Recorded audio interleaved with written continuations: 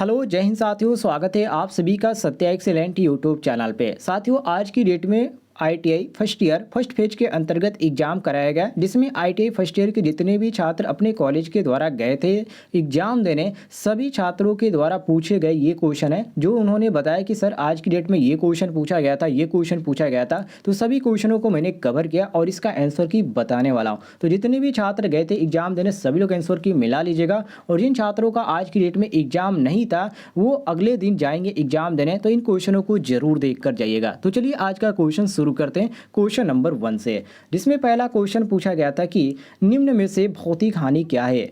निम्न में से भौतिक हानि क्या है। तो देखिए, भौतिक हानि आपका जो वाइब्रेशन होता है यहाँ पर दिया गया है। बाकी धूम्रपान ये तो रासायनिक में आ जाता है, बाकी यहाँ पर क्षरण ये भी आपका आ जाता है, रेडियो सक्रियता भी आ जाता है। इसलिए यहाँ पर जो आपका भौतिक हानि हो जाती है वो आपका कंपन हो जाती है। तो ये आपका बी ऑप्शन क्वेश्चन के अनुसार करेक्ट आंसर हो जाता है। सभी लोग मिला लीजिएगा। आगे बढ़ते हैं क्वेश्चन नंबर 2 पे, जिसमें पूछा गया था कि पिंसर का क्या उपयोग है। पिंसर का उपयोग क्या होता है। तो इसका उपयोग होता है, जो यहाँ पर पिंसर होता है जो मैं आपको बता देता हूँ, कुछ इस प्रकार का होता है जो बीच में कीले निकालने के लिए इसका ज़्यादातर प्रयोग किया जाता है। वो भी आपका एक कह सकते हैं कि एक आपका इस तरह प्लास टाइप का होता है, ठीक है, जो कि प्लास टाइप का होता है। उसी का इसमें एक रूप होता है जिसमें यहाँ पर लकड़ी में से कीले निकालने का इसका उपयोग होता है। और यहाँ पर आपको देखने को मिल जाता है सी ऑप्शन, जिसको पिंसर के नाम से बोला जाता है, ठीक है। तो ये आपका लकड़ी में से पिन या कीले निकालने के प्रयोग में इसका उपयोग किया जाता है, पिंसर का, ध्यान रखिएगा। आगे बढ़ते हैं क्वेश्चन नंबर 3 पे, जिसमें साथियों क्वेश्चन नंबर 3 में पूछा गया था कि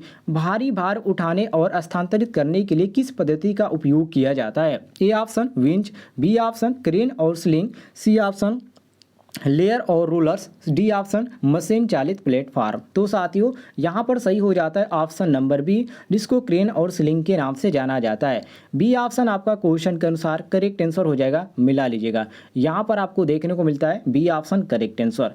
आगे बढ़ते क्वेश्चन नंबर 4 पे, जिसमें पूछा गया था कि अपशिष्ट निपटान विधि कौन सी है जो बहुत सारी ऊर्जा बचाती है। तो इसमें देखिए, इसमें एक यहाँ पर नाम आता है जो कि पुनर्चक्रण का, और यही आपका सही हो जाता है। बाकी आपको कंफ्यूजन करने के लिए जमीन में भरना और यहाँ पर आपका भस्मीकरण खाद डालना ये भी दिया गया था जो कि इससे रिलेटेड है, लेकिन यहाँ पर आपका सही हो जाता है ऑप्शन नंबर बी, बिल्कुल करेक्ट आंसर पुनर्चक्रण।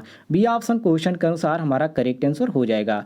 आगे बढ़ते हैं क्वेश्चन नंबर 5 पे, मोस्ट इंपॉर्टेंट है, जिसमें पूछा गया था कि इन औजार का क्या नाम है। जैसे कि वायर टिपर, यहाँ पर दिया गया था, एक चित्र दिया गया था यहाँ पर, ठीक है, जो कि आज जो छात्र गए थे एग्जाम देने वो चित्र उन्होंने, हाँ मैं यहाँ पर कवर नहीं कर पाए, उन्होंने बताया कि इसमें डायगोनल जो कटिंग प्लायर है उसका चित्र दिया गया था और पूछा गया रहा था कि इस चित्र का नाम क्या है। तो ध्यान रखिएगा, डायगोनल कटिंग प्लायर का जो है आप गूगल से भी देख सकते हैं, या आपके पास बुक होगा तो वहाँ से आप इस कटिंग प्लायर का देख लीजिएगा चित्र। और जितने भी कटिंग प्लायर है ध्यान से देख लीजिए, क्योंकि यहाँ पर कटिंग प्लायर का चित्र को दिखाकर और नाम पूछा भी जा रहा है। तो यहाँ पर आपका डी ऑप्शन सही हो जाता है, मिला लीजिएगा।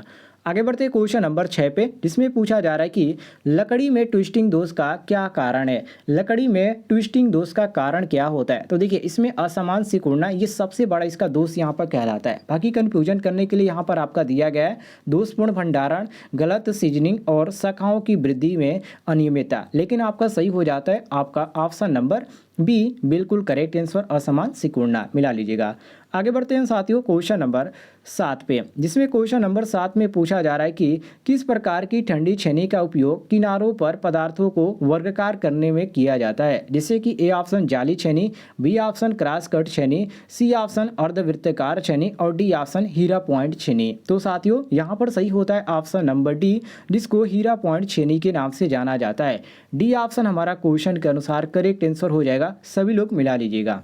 आगे बढ़ते हैं क्वेश्चन नंबर 8 पे, मोस्ट इंपॉर्टेंट क्वेश्चन ये भी है, जिसमें कहा जा रहा है किस प्रकार के कैलिपर का प्रयोग पदार्थ के बाहरी सिरों पर समांतर रेखाएं खींचने में होता है। ए ऑप्शन आंतरिक caliper, B option jenny caliper, C option बाह्य कैलिपर, डी ऑप्शन स्प्रिंग जोड़ कैलिपर। तो साथियों यहाँ पर आपका सही हो जाता है ऑप्शन नंबर बी, जिसको जेनी कैलिपर के नाम से जाना जाता है। बी ऑप्शन आपका क्वेश्चन के अनुसार करेक्ट आंसर हो जाएगा, मिला लीजिएगा। आगे बढ़ते क्वेश्चन नंबर 9 पे, जिसमें कहा जा रहा है कि एक टनल आरी के खुद दांतों को तेज करने के लिए या दांतें निकालने के लिए किस रेती का उपयोग किया जाता है। आपने फाइल का नाम सुना होगा, जो कि आपको टूल्स में देखने को मिल जाएगा। फाइल नाम, जिसको हिंदी में रेती कहा जाता है, इंग्लिश में इसको फाइल बोला जाता है। और ये जो फाइल होता है, इसमें अलग अलग तरह की फाइलें होती हैं, जिसमें यहाँ पर जो कुंद दांतें काटने के लिए जिस फाइल का उपयोग किया जाता है उसका नाम यहाँ पर पूछा गया है। तो देखिए, इसमें जो आपका त्रिभुजाकार रेती होती है अर्थात जो ट्रेंगुलर फाइल होता है, इसका उपयोग किया जाता है कुंद दांतों को तेज करने के लिए। बाकी वर्गाकार रेती और वृत्ताकार रेती का अलग अलग कार्य और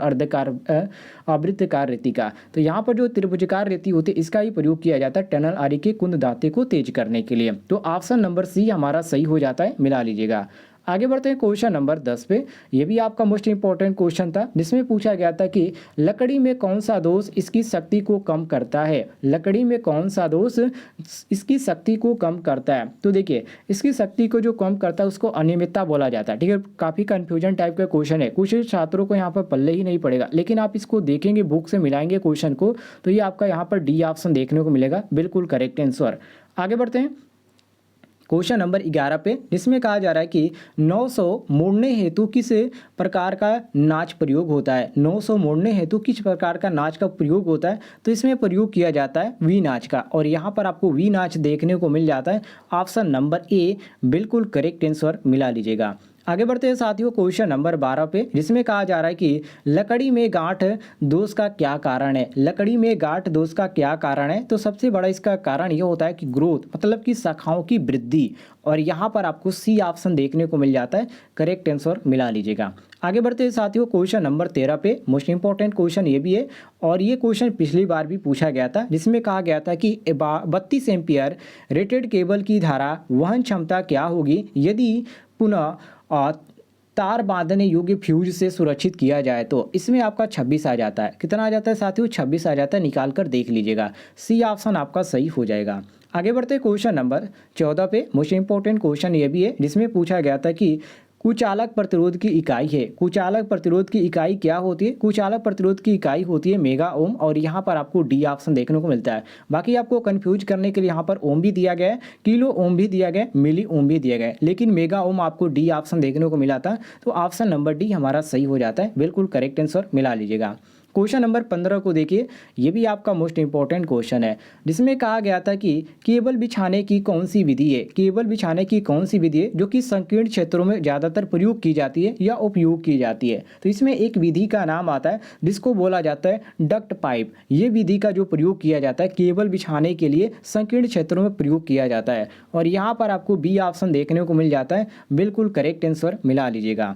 आगे बढ़ते हैं क्वेश्चन नंबर 16 पे, मोस्ट इंपॉर्टेंट क्वेश्चन ये भी है, जिसमें कहा जा रहा है कि जंक्शन बॉक्स में किस प्रकार की तारों के मोड़ पाए जाते हैं। जंक्शन बॉक्स में किस प्रकार की तारों के जोड़ पाए जाते हैं, जैसे कि ए ऑप्शन एरियल टैप जोड़, बी ऑप्शन सीधे टैप जोड़, सी ऑप्शन रेड टेल जोड़, डी ऑप्शन मैरिड जोड़। तो साथियों यहाँ पर सही हो जाता है ऑप्शन नंबर सी, बिल्कुल करेक्ट आंसर, रेड टेल जोड़। सी ऑप्शन आपका सही हो जाता है क्वेश्चन के अनुसार करेक्ट आंसर। आगे बढ़ते हैं क्वेश्चन नंबर 17 पे, जिसमें कहा जा रहा है कि बिजली की मात्रा के लिए इकाई क्या है। बिजली की मात्रा के लिए इकाई क्या है, सबको मालूम होना चाहिए साथियों। इसकी जो मात्रा होती है यहाँ पर आपको देखने को मिल जाती है कूलाम, और ये आपका यहाँ पर बी ऑप्शन देखने को मिलता है, बिल्कुल करेक्ट आंसर, बी ऑप्शन आपका सही हो जाएगा। बाकी महो यहाँ पर अलग दिया गया, जो कि यहाँ पर धारिता का होता है, और यहाँ पर आपका वोल्ट मीटर ये अलग ही होता है, और ये यहाँ पर एम्पियर आपका सेकंड ये भी अलग होता है, लेकिन यहाँ पर जो कूलाम होता है ये बिजली की मात्रा की इकाई है। तो आपका बी ऑप्शन सही हो जाता है, ध्यान रखिएगा। आगे बढ़ते हैं क्वेश्चन नंबर 18 पे, जिसमें पूछा गया था कि ठोस चालक की गुत्थे हुए चालक की तुलना में क्या हानि है। ए ऑप्शन कम कठोरता, बी ऑप्शन कम लचीलापन, सी ऑप्शन कम गलनांक, और डी ऑप्शन कम यांत्रिक शक्ति। तो साथियों यहाँ पर सही होता है ऑप्शन नंबर बी, जिसको कम लचीलापन के नाम से जाना जाता है। बी ऑप्शन आपका सही हो जाएगा, मिला लीजिएगा। आगे बढ़ते हैं क्वेश्चन नंबर 19 पे, जिसमें पूछा जा रहा है कि सोल्डरिंग में ठंडे सोल्डर का या सोल्डरिंग में ठंडे सोल्डर का दोष का कारण क्या होता है। ठंडे का, तो इसका सबसे बड़ा दोष ये होता है कि जो अपर्याप्त उष्णन है इसके कारण वो ठंडा होता है, ये एक दोष के अंतर्गत आता है। तो ऑप्शन नंबर बी हमारा सही हो जाता है। आगे बढ़ते हैं अगले क्वेश्चन पे। अगला क्वेश्चन नंबर 20, काफ़ी इजी क्वेश्चन है, लेकिन यहाँ पर समझने की बात है, जिसमें कहा जा रहा है कि अर्धचालक पदार्थ कौन सा है। A option eureka, B option ebonite, C option manganin और डी ऑप्शन देंगे जर्मेनियम। तो साथियों यहाँ पर क्वेश्चन के अनुसार आपका सही हो जाता है ऑप्शन नंबर डी, बिल्कुल करेक्ट आंसर। डी ऑप्शन आपका सही हो जाता है, मिला लीजिएगा। और यदि आपको किसी भी क्वेश्चन में किसी भी प्रकार की दिक्कत होती है तो आप कमेंट बॉक्स में पूछ लीजिएगा, आपको जानकारी मिल जाएगी। और पिछले साल का जो भी पेपर है आपका, उसका मैंने एक प्लेलिस्ट भी बना दिया है, तो चैनल पे जाकर आप प्लेलिस्ट चेक कीजिएगा, वहाँ पर आपको क्रम वाइज पेपर देखने को मिलेगा और आसानी से आप तैयारी कर सकते हैं घर बैठे, कोई भी दिक्कत नहीं है।